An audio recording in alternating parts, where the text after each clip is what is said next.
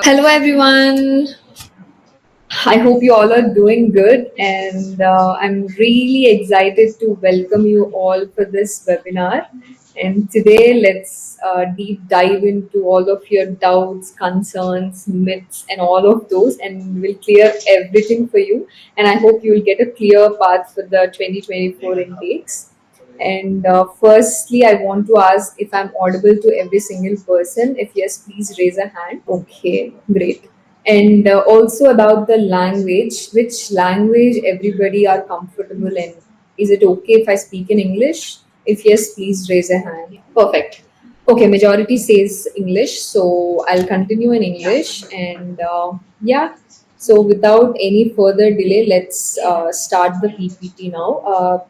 Team, can you please display the PPT once? And also, guys, you have to wait until the end of the video so that end of the webinar so that I can answer all of your questions and concerns. I'll try my best to answer most of the questions today. So, yeah, in today's, basically, the purpose of this webinar is to give you insights into so many questions. As you all know, there are a lot of people going abroad, and there's so much competition and everything. So, with all these things, with a lot of opportunities comes a lot of questions, concerns, doubts, and so many things. So it is high time that we answer all those myths. Otherwise, so many might think that those myths are true, and they might stop there, or they might you know with, there are few people who might not fulfill their dream of studying abroad just because they believe that these myths are true. So I really want to clear all of that today so that you have clear path. And next slide, please. So yeah, so I'm not sure if everybody know me. If everybody, for people who already know me, that's fine. But for people who don't know about me, then I'm Animisha Reddy. I'm an international education expert. Basically, I've done my masters in the UK in international business management. And not only that, I also have my YouTube channel, and I also have my own company. So I basically, there's one thing which really triggered me to start this journey of educating people basically. So when I went to the UK, before or after, there's no one to provide guidance or anything like that, and there are so many questions, there are so many doubts, there are so many concerns which is surrounding around me, and I don't have answers to it, and I myself have to figure every single thing out, and it took me so long, so that I was like, this is not right. People or students should have clear structure or clear knowledge about different things of studying abroad so that they can make just not just decisions but informed decisions. Taking informed decision is very important, because taking decision is very easy because we don't know what is what and everything, but taking informed decisions after getting all the knowledge, and I'm here to give you that confidence and that knowledge to help you make this informed decision. And that's the reason I've started my journey. I've made so many informative videos, and my channel is not only about giving you information. My channel is also like creating a community for you all, so that you have a guidance, a confidence to fulfill your study abroad dream. So that's what I am, and I also help so many people achieve their dream of studying abroad with great scholarships and different things. So I hope I'll also help you all also to achieve your dreams. So this is about me. Next slide, please. So basically, there are common doubts around study abroad regarding these five things. First thing is concerns about financial burdens. So everybody have that misconception that studying abroad is really expensive, and we middle class families cannot go abroad and they cannot fulfill their dream of studying abroad. This is the major concern about myth about studying abroad. And second one is, our academics tough to pass. So everybody have this conception that if we go abroad, the academics are really tough and we can't understand the language, the subjects, the teaching, everything will be so hard, the assignments is so hard, we can't clear the examinations. There are so many myths around it, and I want to clear all those today. And next thing is, will I get post masters job opportunities? Yeah, so our dream is to go abroad because we have to work afterwards. That's the final goal for everyone. So it is really important for you to think about this. But there's a myth called you'll not have postmasters job opportunities, especially right now due to ongoing situations. So I'll clear this off, this also today. And next one is, can I survive with part-time while studying? I know most of you all have this question because we have been seeing so many videos, so many people are telling that you can do part-time jobs, so and so, so and so. You also have this a doubt called, can I survive with part-time while studying? And finally, will I face visa issues, and which country is better? So recently the USA deportation and all those things happened, so which is why so many people have this misconception called, every country have some kind of visa issues and we might get deported or will not get visa. So there are different types of concerns regarding visa issues as well, and which we'll discuss further. Okay, so these five are the major doubts and myths about studying abroad. Future, then it will also create like more job opportunities in future. So humans are very important, guys. No matter how much the AI is improving and the technology is increasing, humans have that power. Humans can think analytically and so on. So there are humans are humans. So we will definitely have some kind of opportunities, if not like regular jobs. So do not worry about all these things because technology is booming since 90s. So if you think that if technology is booming, then there is no space for humans, then we wouldn't have survived until now. So that is a myth, to be very frank. And what is the, sorry, next slide, please. And the next thing is, yeah, so the experience from our family, friends, all those people. So you might have so many friends who went abroad, and they might be telling you so many things like job opportunities, part-time jobs, experience, and so on so things. But what I would suggest is you can listen definitely to those people, but if you experience by yourself, then only you'll understand, because every single person is not the same. Maybe your friend or family member is not trying really hard, or maybe he's not very interested to study abroad, or maybe he's not very motivated. So there are different reasons. So you might not say that if he's not getting a job, you also will not get a job. That's not true, because he might be doing more part-time jobs, we never know. Or he might be not studying, or he might be not attending classes, or he might be not searching for jobs, or he might be not preparing proper CV or resume. So there are different reasons for people to say that, but it is their personal opinion, definitely. So but you should not think that if something is happening to them, it will happen to you as well. That is not true. It all depends upon you and what effort you're putting into your study abroad plan. That's when you can realize the whole scenario. But if they are talking about the market and everything, to some extent it might be true about the job market and everything. But to some extent there is a fault in those students as well, if they're not trying really well. Even if they're trying really well, there are some cases which who will not get a job. Those cases are exception, to be very frank. But majority people will not try to their fullest, and they just try for the sake of it, and they'll blame it on the job market and so and so. So please do your proper research, and believe in statistics. Just take suggestions from different people, not just one or two. Different people, you'll get different opinions, then only you can make a informed decision. And next is loan repayment uncertainties with the job and present. Yeah, so everybody will take loan to go abroad. That is a known fact. And after taking the loan, usually people repay the loan once they get job in future. So that's how the plan eventually. But now the fear is that, so there is job market is coming down, so we'll not get a job, then how will we repay the loan, and all these things are all these doubts will have.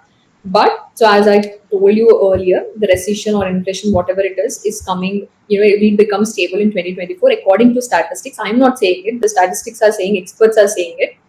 So which is why it is not true that you'll not repay your loan. So just think, just imagine one thing: you are taking loan in India, but you are going to repay with the money in foreign countries, which means the currency is higher in different countries. So there are many people who have done this before and who is going to do it in future.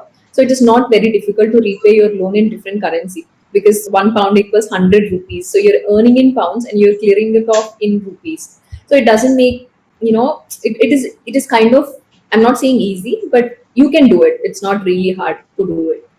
Next slide. And the most important factor about regarding wars, Russia, Ukraine, COVID pandemic, recently the Israel Hamas attack, all these are also taking a toll on economy. Not only UK, USA, guys, even India. If you can see, even in India, there's cost of living crisis. Basically, no, I would not say crisis, but if you can see, most of the groceries or so and so has increased the prices, and our cost of living has increased. Every country will face this once in a while. It's not only in USA, UK, or top countries. Even developing country like India face this, and so many other countries also face. It's very common.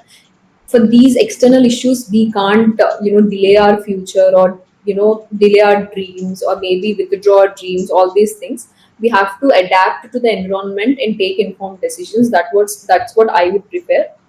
So these are like five common factors, which are leading to all these doubts for all of you guys. Next slide. So now we have seen those 5 or 6 myths, right, in the previous slide. Now we'll answer all those myths one by one. First is fall of job market continues. So as I already mentioned, it is a myth, guys. So according to statistics, this was in 2021 to 2021. 2022, because of the COVID and Ukraine Russia war, most of the economies are facing like recession or inflation, which is why there is less number of jobs, which is why people are not getting jobs. So that is there in 2021 to 2022. But now in 2023, the market started picking up. It is not fully recovered, but in 2024, according to expert, it will come to normal and recover and become stable, which means you'll not have these job opportunities issues, job all those things, because you're going to abroad in 2024, which means at least you will do 1 year masters or 2 years masters. You will come out in 2025 or 2026, which means by then you're searching for your job opportunities. Your economy will be fully recovered, and you'll have more job opportunities. So it is a myth that if you go in 2024, you will face job market crisis. It is not true.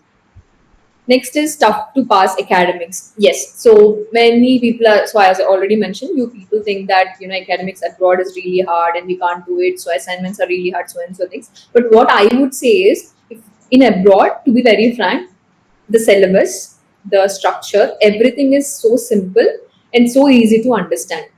For all of us, studied in Indian curriculum, SSC, CBSE, all these things, it is definitely easy for us guys more than them, because they always prefer balance. They don't give heavy workloads, and they don't give so much content to write or so and so. They prefer like student health as well, mental health as well, in terms of exams and so and so. So they don't have so much of syllabus to prepare to, unlike Indian curriculums. We all know how much we used to study during exams. We have so many questions, so many things. So for us, it is easy, to go abroad and to finish our academics there, because of our Indian curriculum, which is really tough to handle. And there it is very simple. And apart from being simple, we also have so much help in university itself. Not only teachers, you have extra support, student support center as well, wherein you go there and you can ask them how to write an assignment, and they will literally give you sample copies of how to write it, so that you can keep that as a copy, and then you can like write it according to it. Not, you should not copy exactly, but you can take it as an example and prepare it on your own self. You have that support. It's not that you're left alone. It's not, if you don't understand anything, you can definitely ask them. They are more open, they are more very friendly. The lecturers, everybody are really friendly. It's not like in India, like they'll not be like very strict or something like that. They're very friendly. If you ask something, they'll really try their best to explain it to us. And even regarding assignments, exams are like literally easy. That's what I will say, because we have so much experience in writing exams in India. So after going there, the exams there are kind of different, because we have so many questions. Here we have to write so many things, but there are like few questions depending on the course you're taking, and you know like what to write and everything. So it is kind of easy when it comes to exams. Assignments are kind of new for us, because we don't usually do more assignments here in undergraduation or something like that. But even for assignments, initially you might feel little difficulty because it is new to you, but with the help of your lecturers and student support centers and all those things, it will be easy for you, and it's not tough task to clear. Next is, desired masters will not be available for this intake. So many people are concerned that maybe whatever course I'm looking for will not be available for Jan intake or September intake, all those things. But what I would say is, Jan intake is small intake. We all know that, for the UK especially. So if there are like only limited universities, limited courses for Jan intake, but September is huge. There are almost every university open for September intake. So there is no such thing called you will not get your desired major. And if you're really thinking about that, then don't worry. We'll be able to help you. We'll help you get into the exact major you're looking for, and also exact university which you're looking for. And employers don't value an international degree. Yeah, so many people even asked me this question called, employers don't value an international degree. And this is absolutely false, guys. Because having international degree is really valuable, because, every employer wants, their employees to be diverse, and, they want them to be work, they want them to have work experience from different backgrounds. If you have an experience from abroad, you studied in a different country, you studied in a different curriculum, you have like different atmosphere and everything, and there is someone who studied in India, and there are so many people who study in India. So there is a difference between both of you, and you have higher weightage because you have an international degree. Getting an international degree from a top developed country is greater than getting a degree in India. That is definitely true, and there's no point that, people don't value international degree. That is very false. If you go to you, and you are someone, got a degree from international university, and I got a degree from Indian university. If we both go to the job, then the employer have higher chances to hire you, because you have more exposure, more experience, and everything. So that is not true, guys. And only students with high GPAs can study abroad. This is also absolutely false. If that is true, then universities will not accept anyone with backlogs or career gaps, or even low GPAs. Because, if you're thinking, only if you're intelligent you can go abroad and survive, then why would even universities accept you to, and also give you admission letters? That is not true. There are universities, great universities, which accept low GPAs, backlogs, career gaps, and all those things. So just remove the misconception that only students with high GPAs can study abroad. And can I survive with part time while studying? Well, guys, so many people will be thinking that, they want, firstly you can definitely survive with part time while studying. Usually countries have a limit. It is approximately, usually it is 20 weeks, 20 hours per week. So if you work 20 hours per week, but in a, almost like 80 hours a month, then definitely you will get enough for your living. You might not save a lot of money, you might not repay your loan while doing part-time jobs. Please don't keep that as a goal, because you're going there, you're taking huge amount of loan to study, to do a job there. If you think that by doing part-time jobs I'll clear my loan, then you're doing a wrong thing. Because you're spending all of this money to go study, but without studying you'll not attend classes, you'll not go to university, you'll do part-time jobs 24 by 7, and you'll clear off the loan. But by the end of the day you'll not get a degree, because you're not attending classes, you don't know how to do assignments, you'll not finish all your coursework. Then what is the point of going there? You're going for some reason, you're paying for it, but you're not getting anything out of it, and you're repaying your loan, and you're coming back because you did not clear your degree. Then there's no point. So I would highly, highly, highly suggest you guys only work in your allotted hours. If you work like this, you can balance both, because they cannot like just keep 80 hours per month, without analyzing anything. They know 80 hours per work is enough, for students to, live here and also study, concentrate on study accordingly. So please prioritize studies more importantly. Once you finish your degree, once you crack a great job, then you'll repay your loan just in like few months. So keep your goal like that. Don't think that you will clear off your loan with part time, but you can definitely survive with part time while studying.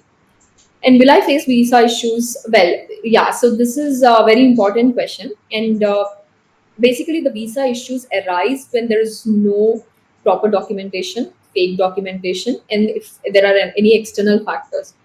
Unless and until there is no mistake from our side, no country does not, any country does not have like huge visa issues right now. So I would suggest you guys to go through like proper documentation, and please don't keep any fake documents. Go through properly, be authentic, and be confident. That's where you don't face any of these visa issues. Next slide, please. So yeah, if you can see all, I've just cleared all of your myths basically, and all of these are myths only, and those are not true according to my explanation right now. And there are few things which you can do to overcome these hurdles, and you can become successful or by going abroad and so and so. The first thing is definitely being informed about your courses in demand. So if you are going abroad, just make sure you're researching at getting admission letter in a course which is going to boom in future. If you're going to take some course which is not in demand in that particular country, then you might face all these job issues and everything. But it is very important for you to research about what courses will be in demand in future in that particular country, so that you can choose that. If and I know it is like really difficult for you to do your own research, so we are there for you to do all of that. And also counseling. So basically you have all these questions, you have so many concerns and all these things, and it is very difficult for only you to figure all this out. You need someone to help you, you need someone to answer all your questions, you need someone to guide you, mentor you, and all those things. And I'll be your guide, I'll be your mentor. And if you have any doubts, please throw it on me. I will answer, and I will give you informed decision. I'll give you fair answers basically. There's no sugarcoating to anything. And know your strengths and make them shine. Yeah. And also I just want to like give you like roadmap for 2024, guys. So if you're looking right now, as I cleared all of your myths and concerns, and I'll also do it in the chat session later on. uh, the 2024 path would be, first thing, you should start by uh, deciding your course. Deciding your course is a major and first step, and then comes the university, and then comes the country, and then comes the university. So these three are very important to decide to start your study abroad process. And deciding these three, I don't think you can do it alone if you don't have much experience about different countries and different courses and different opportunities.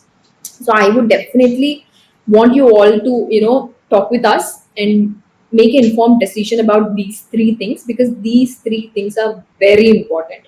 And the next comes competitive examinations. So once you decide these university course and country, you can apply to your desired university. But there is some eligibility criteria for different countries. For example, IELTS, GRE, GMAT, competitive examinations. So you have to write any of which according to the eligibility. So once you decide these three things, you have to apply for the universities, and then you can wait for conditional offer letter. There are so many universities give you conditional offer letter, so that you can fulfill all the requirements at the end. So once you get the conditional offer letter, you can start preparing for your competitive exams like IELTS or so and so thing. And once you give the IELTS exam or anything, then you can upload the mark sheet and everything, and then you'll get the final conditional unconditional offer letter.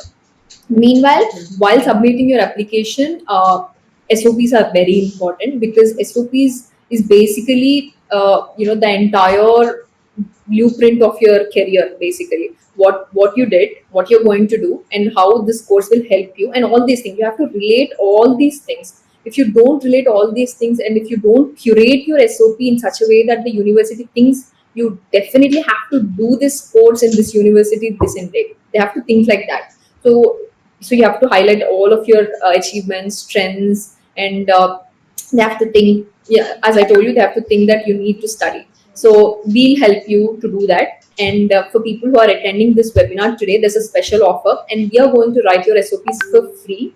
So you don't have to worry about that as well. And we know how different universities want their SOPs to be, and the SOPs need to be personalized for each university, each course. So you cannot submit same SOP for all the universities or all the courses. So we will, help you. We'll write the SOPs for all of you guys who are attending this webinar today for free, and we know how to do it. So don't worry about that. And next comes the financial part. So once you receive an offer letter, the next important thing is finance. So many people, think that middle class people cannot go abroad and so and so. But what I would say is there are so many universities which are cost friendly, cost of living friendly, and so many. You don't have to go to top ranking first, second universities, because the fees are really high. You can also go to a university which have like minimum like 15 lakhs, maybe 10 to 15 lakhs, 20 lakhs, so and so. And also to a place where the cost of living is less, and to a country where you can bear the expenses, and so and so. So it's not only that if you have so many like 50 or 60 lakhs, then only you can study abroad. That's not true. I think you all know already, because so many people are going just like that. So it means that you can go even if you don't have so much money. Okay, and also scholarships play a major role, and many universities are giving scholarships. Apart from universities, there are different scholarship websites as well. Outside of the university, scholarship opportunities are also available. Government scholarships are also available, which also will guide you how to apply, so that you can save a lot of money, because money is very important aspect. And getting a loan, once you get this offer letter, the next thing is loan process is also kind of hectic for people who don't know the process. But we know how to do it. So what we'll do is we'll even help you step by step in loan process. We'll try our best to get you best loans with best interest rates. And we have tied up with one of the, there are, like so many good companies in terms of loans. So what I will do is, for people who are attending this webinar, I will make sure that you'll get free consultation with the loan expert or the loan company, so that you'll get a clear picture as to how much loan you'll get, what is the process and everything. So you don't have to worry about that as well. And finally, yeah, don't let these backlogs, career gaps, all these things worry you, because it's just not true, because there are so many universities which accept backlogs, career gaps, everything. So we'll tell you which universities accept and everything. Next slide, please. Yeah. So this everything, just I mentioned that these are like step by step process and everything. Next slide, please. Next slide. Yeah, and also guys, once people might feel that once you get an offer letter and once you go to the abroad, we don't give any support and so things. But what I would feel is our support is very important, not only by giving you offer letter or anything, but also providing, supporting you in terms of part-time opportunities and also accommodation support. These two are very important, because you already have so many concerns. You're leaving your home country, going to a different country, you'll be so worried. After going there, if you have to search for part-time jobs, accommodation, it will be really difficult for you. So what I would say is, once you get an offer letter, we will research all the part-time jobs near your city, and we'll curate the CV for you, and we'll apply to all those. And once you reach the desired country, you'll be able to attend interviews. You save a lot of time. Usually people start their applying jobs after going there, but you will do it from here itself, so that you can save a lot of time, and you'll be ahead of all those people in all the competition. And we will try our best to get you into a part-time job. Ultimately it depends on you, how you give the interview and all, but we'll try our best to at least get you an interviews by the time you reach, so that you'll at least have something in hand to look forward to. And next comes accommodation is also very important. We have tie up with different accommodation companies, so we will be able to tell you budget friendly accommodation options nearby, so that initially when you go there, you can stay there for maybe couple of months or 6 months or 1 year, so that you'll understand the entire thing, and then you can figure it out on your own self. But after going there, it will be difficult for you to figure it out all by yourself without any people there. So we are also supporting you in terms of accommodation as well. So definitely you have to ask us about the part-time opportunities and accommodation as well. Please don't just think that maybe after offer letter they'll not call you, reply, or so and so. That's not true. We'll be able to help you in each step of the way. And also, our support does not end here. Even once you finish your masters in 1 year or 2 years, please don't think that I can't call Animisha or career check or so and so for job opportunities or suggestions or any doubts. You're free to call us. You're like welcome to call us and ask suggestions and doubts, and also post job opportunities, because we are our students are our family, so we will be there for them through and through. So if you have any issues even after 2 years, please feel free to contact us, and we'll be there for you. We are not going to leave you anytime soon. So I request you all to keep this in mind, and just apply this in future. So this is everything about the webinar, guys. Basically, I cleared all the myths, and I explained about the situations there and what is the path and what we would do differently and what are the offers basically. So I already mentioned there are three different offers in this webinar, and people who are attending this webinar. Number one is writing SOPs for free. Number two is free loan consultation. Number three is, for the first three university applications, we are doing it with, free of cost. So there's 100% discount for the first three university applications. So these three are the offers which you are having because you are attending this webinar. So if you're contacting after this webinar, then please make sure you're getting all these three offers. Great. So that's about the webinar. Now we'll move on to the chat session, and I'll see what questions you all have, and I'll try to answer most of them. And I hope this webinar is useful for you guys. If yes, please raise your hand, guys. I'll know whether it was useful or no. Thank you, guys. Thank you so much. Okay, so Sai Kumar is asking how much CGPA is required to do MS in abroad, ma'am, overall. Okay, hi Sai Kumar. Thanks for asking your question about like the CGPA requirements for pursuing your master's degree abroad. It is a great question, and it is also very important for planning your academic journey. So let's break it down. Basically, the CGPA needed can really depend upon where and what you want to study. So if you are aiming for the top universities in countries like USA, UK, Canada, or Australia, they usually look for a CGPA of around 3 out of 4, or its equivalent in many grading systems. This is about 7.5 to 8 out of 10. So this is what they require if you're looking for like top universities in top countries. But here is the thing: not all universities have such high requirements. There are plenty of good universities that might accept a CGPA that's a bit lower as well. Sometimes even around 2.5 out of 4, which means around 6 to 7 out of 10. So, and also remember, the CGPA isn't the only thing that matters. Universities also look at your overall profile. This includes your statement of purpose, as I mentioned before, letter of recommendations, any work or research experience, and your competitive exam scores like GRE, GMAT, IELTS. And even if your CGPA isn't like very high, these other factors really plays a major role in getting your application accepted. And also different countries and programs might have their own specific requirements. For instance, what works for a university in Germany might not work for a university in the USA. And my advice would be research the specific requirements of the universities and programs you're interested in, and don't hesitate to reach out to their admissions office, or maybe us if you're going through us, and we'll be able to give you more details into all those CGPA requirements, all those things. And we'll help you figure out the best path based on your academic profiles and career goals. And yeah, hope that helps, Sai Kumar, and best of luck with your future studies. Okay, so Bharat Kumar is asking almost 5 questions. We'll answer all of them. Okay, first question is, how much CGPA is required in BTech to do Masters in Computer Science? Okay, first thing, CGPA, as I already mentioned, for MS in Computer Science or generally cyber security, it is about universities prefer a CGPA of around 3 to 3.5 out of 4, which is roughly 7.5 to 8.5 out of 10. However, remember, it depends on universities. Universities also consider your entire profile, as I told, your SOPs, internships, previous experience, purpose, and all of those things. So this is the basic requirement, and we'll help you out, to choose the best university based on your CGPA.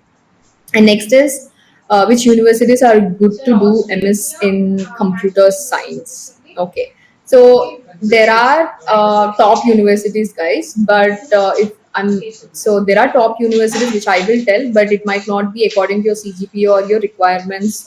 So I'll just tell you generally what are the best universities. So if you're looking at cybersecurity and computer science, universities like Eastern Michigan University, University of Reading, Conestoga, and yeah. So these are the top for the MS in computer science, and in different countries. I'm not just talking about one particular country. These are like top in different countries. And the third is affordable and secure cities for studying. Well, this depends upon your budget and lifestyle preferences, basically. So, if you are talking about the USA, Then cities like Austin, Texas, North Carolina, Raleigh.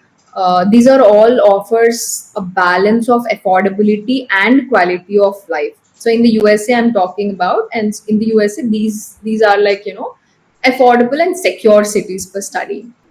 And next is exams and scores for MS in computer science or cyber security for top college. So for top colleges, if you want to, as you mentioned, you want to do MS in computer science or cyber security. If you're aiming at like top universities, then they'll definitely ask you for the GRE. A good score is typically about 310 out of 340 for GRE. And if English is not your first language, then you'll also need to write an English proficiency test, which is IELTS, TOEFL, or PTE. And for in TOEFL, 100 plus score is needed, and also in IELTS 7 plus is needed for top universities. And also, Bharat, I'm thinking you want to do all this in the USA. I'm assuming if you want to do it in USA, and I'm like mentioning all those things. Please let me know if you're like looking for any other country. And next question of Bharat Kumar is securing scholarships. Well, scholarships are competitive and it definitely depends upon various factors like your academic excellence, leadership qualities, extracurricular activities, your financial need, and all those things. So, to increase your chances of getting a scholarship, you have to maintain a strong academic record, and also you have to engage in different extracurricular activities, and you have to apply early. Applying early is a key to get scholarships in the universities, because it's all about first come first serve basis in the universities. So if you want to get a scholarship, then apply early following all these things, then you'll definitely get a scholarship. Okay, that's about it, Bharat Kumar. I hope I answered all of your questions. And next comes Rajshekar Kopali asks Indian curriculum versus abroad curriculum. When it comes to the Indian curriculum, we have to complete so many modules and we need to study hard and for more hours. And like this, what about the abroad curriculum, Europe? Okay, well, good question, Rajshekhar. So I'm going to answer it right now. Basically, it's great to see your interest in understanding the difference between Indian culture and abroad culture, because most people have questions about all other things, but not education system or curriculum. So the basically the Indian education system is, as you mentioned, it's more of very structural and theoretical as well, and it does not give strong emphasis on practical learning. That's what I feel. And it's all about comprehensive syllabus and also rigorous study plans, exams, stress, and all those things. But if you can see the European abroad curriculum, it is definitely different compared to the Indian system. There it is all about practical. You have to learn it hands on. That's what they believe in. They don't like this bookish knowledge, or here we do so much of remembering all those questions, remembering all those answers. But there they prefer it, more practical, more research based learning. That is what really important for them. And also practical application is really important for them. If you are if you're learning any topic, they want you to practically think about that concept and imagine yourself in that situation and then answer the questions. That's what they would feel. And also about so this is, and also the learning is more of interactive approach. It's not just about their coming and teaching and you have to read all those things. Not like that. It is more interactive. So he teaches and you ask questions, and it's more like interactive sessions. It would be like that in abroad, especially in Europe as well. And also so this is like the major difference between Indian and abroad curriculum, especially in the Europe. Rajshekhar is saying, God, I'm searching for SOP writer. You said it's free. Happy to know. Great, Rajshekhar. I hope all these will be helpful for you. And thank you so much.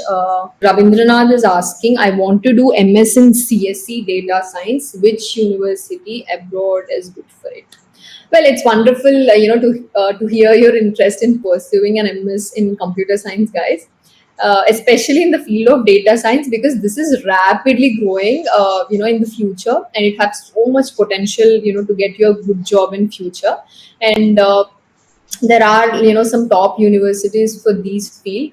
Please contact us, and we'll give you like a huge list. But as of now, the top I'll suggest some good universities, but based on your academic merit and all, it might change. So the top universities are, Johns Hopkins, Vilnius, University of California, University of New South Wales, Charles Darwin. So all these are from different countries. I'm not like talking about any specific country because you generally ask. So these are like, different universities, top universities basically. Ribati Sushma is asking, ma'am, I want to go to USA. Need any exam? Without exam, we have to go USA. Okay, so as I mentioned, Sushma, for USA, you top university ask for GRE and IELTS if English is not your first language. But there are many universities which does not want you to write GRE; they just want IELTS, and there are universities which even don't want IELTS. So there are definitely universities without writing any examinations. Please contact us. We'll give you all those lists. Okay, but there are only couple of them. There are not so many universities which does not want you to write any examinations. Majority want to write IELTS and majority want to write GRE. There are only few universities, which are offering without IELTS, and we'll give you the list so you can decide based on that. Siddhartha Durgam is asking, how much scholarship do we get? Do we get 50% scholarship? Well, we can't just tell that you're going to get 50% scholarship, 30% scholarship on so and so, guys, because it depends upon the university, the course, the type of scholarship you are applying, and also your academic excellence, your extracurricular activities, your profile. So all these will be dependent on how much scholarship you'll get. If you're, if the profile is really good and so, then they might give you 50. I don't think 50% scholarship is like feasible because I haven't seen any people get 50% scholarship in terms of university scholarships. If you're going for other outside government scholarship, there are few which offers that. But university scholarship does not give you like huge 50% scholarships. They'll give you certain percentage of your tuition fee, and it depends upon different factors, as I mentioned. Okay, and next question. Tanuja Bola is asking, which university is best for MBA? Which country you're looking at, Tanuja? Because according to country, I can give you specific recommendation. And next comes Royal Mamam. Mamam is asking, which university is best for M Pharmacy? Some points talk about pharmacy. Okay, so for pharmacy, the best universities are Cardiff University International, University of Reading, as I already mentioned, University of East Anglia, Queen's University Belfast. Yeah, all these are good universities for pharmacy. Okay, Arjun Roya, which university is best for MBA? Country. Okay. So you're saying UK. In UK, which university is best for MBA? So for UK, best universities for MBA, I just want to know your details as well, Arjun, because if you are someone who does not have any job experience, or if you does not have any previous experience, then I would not suggest you go do MBA because that is for experienced people. So if you are, I'm assuming you are someone who have job experience and everything and want to do MBA in the UK, that is the best option because for MBA, UK most of the people prefer. And when it comes to USA, if you're looking for like top universities, then I would say Edinburgh, University of Edinburgh, University of Leeds. Coventry is also really good. Edinburgh Napier is good. It's not like top university, but it is good university. Heriot Watt, as so many mentioned, and also Leeds and yeah, University of Birmingham. Yeah, these are like top universities for MBA in the UK. But it depends upon your requirements because these have like high requirements. If you want affordable universities and best universities, then contact us. We'll give you the personalized list according to your preferences. Okay. Next, and for Tanuja, okay, USA you want. So Tanuja want MBA best universities in USA. Again, whatever I told for the previous person applies to you as well. It depends upon different factors. But if you ask me generally, then your University of Dayton, University of Alabama, uh, University of New Hampshire is also really good. Yeah, these are like few of them, and they have like maybe higher requirements. But according to your specific requirements, we'll give you a different list afterwards. Okay, Shiva Prashant Pisetti is asking, ma'am, from your side, which country is best for MS in computer science? Well, so it depends upon your requirements, Shiva Prasad. So if you are someone who wants to settle abroad in future and settle really fast, and you don't mind, like, this H1B, all those things, then I would definitely suggest USA, because USA is best for computer related courses or engineering related courses. Yeah, so I would suggest MSc, but it'll be according to your preferences. If I know all your preferences really well, then my suggestion might change. So, Sai Kumar, how much CGPA is required to do MS in abroad? So, I already answered this question, Sai Kumar, previously. I'm not sure if you haven't watched that, because I just answered all those questions. So, Shiva Prasant is asking, what about UK? Even UK, I'm not saying, if USA is good, UK is not good, but there are majority people go to USA for computer science, and there are so many people who are going to UK as well for MSc, but majority prefers USA. That's what I'm saying. It's not that UK is bad. Even there are so many people who do masters in computer science in UK as well. It is a great country. So yeah. Sai Kumar, so I already mentioned that, if you're looking at like top universities, then they would definitely ask a CGPA around 3 to 3.5 out of 4, which is around 7 to 8 out of 10 according to Indian CGPA system. And if you're looking for normal universities, then they'll also accept CGPA of around 6 or 7 as well out of 10. And it depends upon different universities again. I also want to know who all will, maybe want to avail all these offers, guys. If anybody are looking to avail all these offers, please raise your hands. So we'll also get to know who are interested. Okay, so many hands raised. So many people wants to avail these offers, which is a great thing. Yeah, and there are like repeated questions about scholarships and everything, guys. CGPA scholarships, universities, and all these things. But what I would suggest is suggesting universities will depend upon your specific requirements. If I tell you some universities right now, like, the top universities, if you go and apply for those, it might not be applicable for you based on your criteria. So I would definitely want to discuss this further, get your clear picture of your academics and everything, then only I can suggest you best universities. If that's how it goes, it will be really great for you and you in future. So that's what I would prefer. So whoever asking suggest best universities, then I request you all to contact us, and you can speak with me directly if you want to, and we'll be able to tell you the best universities based on your requirements. And scholarships as well, I already mentioned, it depends upon different things, and you have to apply early, and it's all first come first serve basis for university scholarships. And for all the other outside scholarships, there are like huge deadlines as well, so you have to keep that in mind. Okay, and yeah, I hope I cleared most of the doubts, and there are a few which I told you, which I'll answer based on your specific requirements. Okay, guys, I think that's it for today. And just raise your hands if you're all happy with this webinar, or maybe got so much information, or at least some information with this webinar. I'll be really happy to know that, because my task is to give you information, give you confidence to make informed decisions for your study abroad. And I'll be your mentor and guide. If you want me to, then yeah, please contact us, and you can talk with me directly and take good decisions for your future. And we'll do more of these in future, guys. And I also want to know who all attended my previous webinar as well. Only those people who attend my previous webinar, raise your hands, so that I'll know who are like coming in again and again. Great. Okay, then we'll also meet you in next webinar. We'll do more of these. You can also suggest what kind of webinars you want to do, you want me to do in future, any country specific, any course specific. I'm happy to do it. But yeah, please let me know. You can follow us on Instagram. You can follow me on my Instagram as well, which is Animisha Reddy.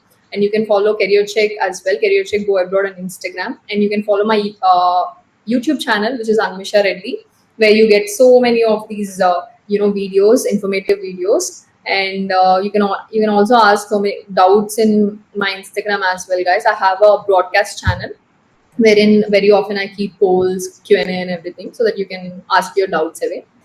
And yeah, I hope that's it for today. And I wish you all happy Diwali, guys. I hope you all will have bright future ahead, same like Diwali lights. So hope you'll enjoy this festival, and hope you'll have bright future in ahead. Thank you guys. I'll see you again in the next webinar. Thank you so much for all of you for attending this webinar and for your active participation and everything.